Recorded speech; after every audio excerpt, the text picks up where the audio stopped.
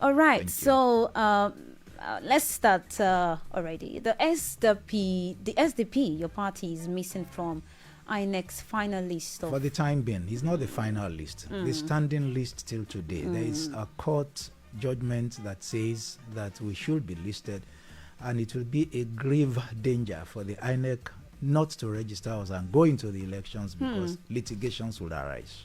What do you mean it's going to be a great because danger? once you disenfranchise some people, then you are saying that we shouldn't, we can't, I'm sure the party leadership from the party secretariat in Abuja will take final decisions, but I would be surprised if we would just let it slip by like that. We would like to know how the party, move from being a serious contender for the governorship election seat in 2018 to struggling to make the INEC list. Well, because like in every political party, this I've said severally, in line with that song by Stevie Wonder, Ebony and Ivory. He said, we all know that people are the same wherever you go. There is good and bad in everyone. So there are a lot of good people in the APC, there are bad people there. A lot of good people in the Accord Party, there are bad people there. And I'm not going to pretend to you that everybody in the SDP is a good person. We have a lot of horrible human beings there as well. And so once you find more of the horrible people being in charge of affairs and dragging the party back, then we have situations like this. I'll tell you, for instance, how would it be that, there's this Yoruba proverb that you are fasting and the person about whom you are fasting and praying is going around feasting.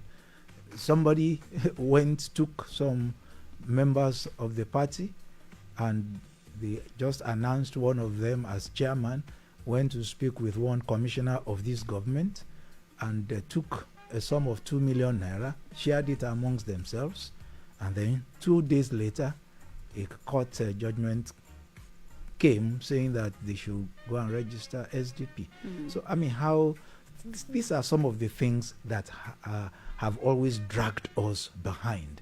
And there are some of us, they see us as being too puritanical, that we want to act like saints. But you see, the truth of the matter is, of necessity, some of us must act like saints. I'm a pastor, I'm a priest of the Anglican Church, a reverend canon for that matter.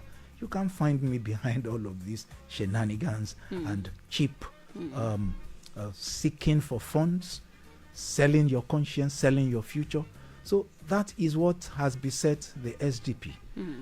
So that is the truth of the matter. But some of us are determined to make sure that things change. So you're saying the state that the SDP is right now is because of it's some like people. All the other political parties. There is no political party in this state that does not have its own problems. And it is because some of those problems even came from the center that some parties have seemingly fizzled out. Where is the PDP? They had issues like this.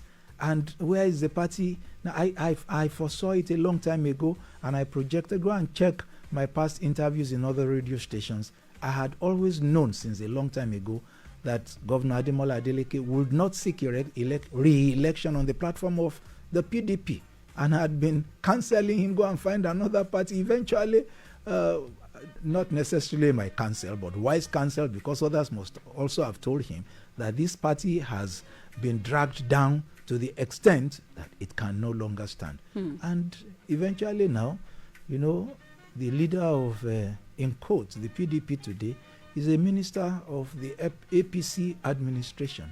And the PDP, the people in the PDP will call him leader.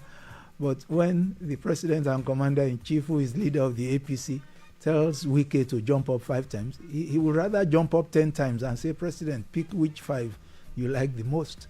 So it is in every political party. And if APC seems together today, it is because they have power in the center. The day power slips out of the hands of the APC in the center, it is gone. Wait and let Governor Ademola Adeleke lose this election that we are having 3 weeks time, and there's nothing called Accord anymore in Osun.